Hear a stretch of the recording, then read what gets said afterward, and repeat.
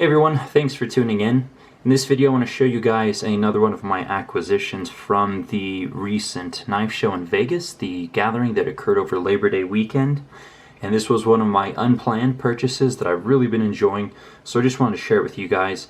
Of course we're taking a look at a pen here, and I'm not a pen addict specifically, so if you're coming to this looking for like an in-depth pen review, you won't find that.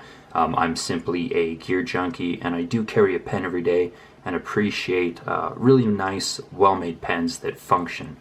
And that's what we're looking at here. So this is called the TechLiner by Ti2Design, and its claim to fame is the magnetic cap retention system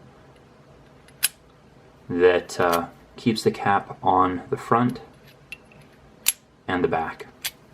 So this is what it came in, and I purchased it directly from Mike, who is Ti2Design at the show. I don't know if it ships with something different, but this is what it came in. And this model is the forced patina copper version.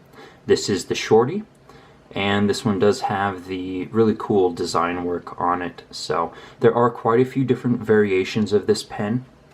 I'm going to get into the specs on the size here real quick. So let me grab just a standard Bic here for comparison. So the shorty here does come in at 5 inches capped, as you see it right here. And so that's where it sits.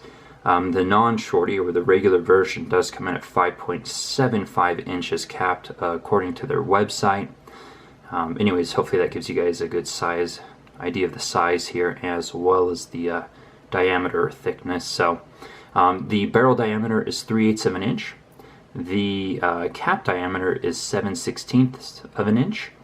This one does weigh in at 1.55 ounces, and of course the weight will vary. He has models in titanium, models in copper, brass. He does have some in zirconium as well, and obviously the prices do change depending on the materials that are used. So anywhere from 70 bucks up to 225 bucks. When I purchased this in September 2016 here, this one was about $125. So there are the specs, and it does use the Uniball Jetstream refill, also called the SXR refill, and those do come in various thicknesses for writing, anywhere from 0.38 to 0.5 to 0.7 millimeters. So you do have a few different options for the refill depending on how thick you like your writing to be. I think this one's probably the 0.7 is what it came standard with. Could be wrong, but that's my guess here. Alright, let's move that other pen out of the way. So those are all the specs. Really cool pen.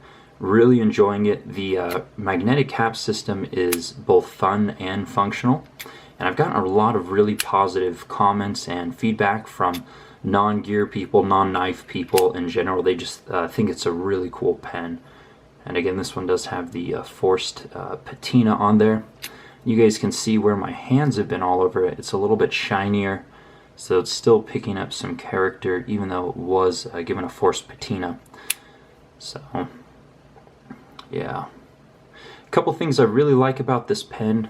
One, the texturized grip here is quite useful. Two, the size is excellent. You know, for actual carrying in your pocket and using to write with, it does function very well.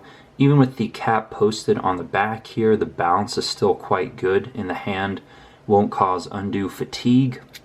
Another thing that I really appreciate is, of course, a good pocket clip. That is absolutely essential for me, and this pocket clip is fantastic. Works perfectly in jeans, works in slacks, really seems to fit a variety of applications depending on what you're wearing. So no doubt it would work well in a shirt pocket too, but I don't know anyone that carries a pen in a shirt pocket anymore. If you're that guy, then cool, I guess. Anyways, one thing that I was kind of concerned about was the amount of exposed tip here. You know, typically pens only have about maybe that much of the tip exposed. I always assumed that was to reinforce the tip. This one obviously has, I guess, what is the full tip exposed, but Writes just fine. There's still plenty of strength. I don't feel like I'm going to break this off at all, so that was an undue worry on my part. But yeah, really cool pen. Again, I'm not a pen addict, I am a gear addict, and this thing is fantastic. Well worth the money to me, since I do carry pens every day and I use them more than my knives or my flashlights, definitely more than my firearm. So yeah, as I drop it here. Anyways, that is pretty much it. Oh, so how did I acquire it? So we went out to dinner the first night, and Mike joined our group, and I do hope his name is Mike, I thought it was. But Mike joined our group, and you know, I was like, hey, let me see some of the stuff that you brought to the show. He was carrying everything around in a backpack, and after handling a couple different versions of this pen, you know, I was just as intrigued and enamored as just about everyone I hand this to, and of course I grabbed one. Went with the you know, cool machining and the forced copper here. I also like the weight. I think I mentioned it, but this one does come in at 1.55 ounces, so it's light enough that it doesn't cause any problems, but it still feels nice and robust and solid. The titanium ones, which are even lighter, were a little bit too light for me. I do like additional weight. Just, I don't know, feels more quality, even though I know and you guys know that weight doesn't necessarily mean quality. But anyways, I think that pretty much covers it. So again, I'll put links down to all the pertinent, his website, his Instagram, and so forth down below.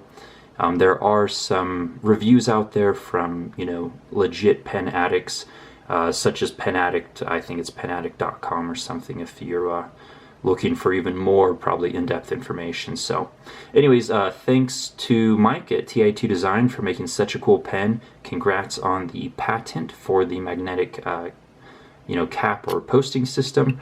And thanks for watching, guys. More videos coming. Stay tuned. Take care.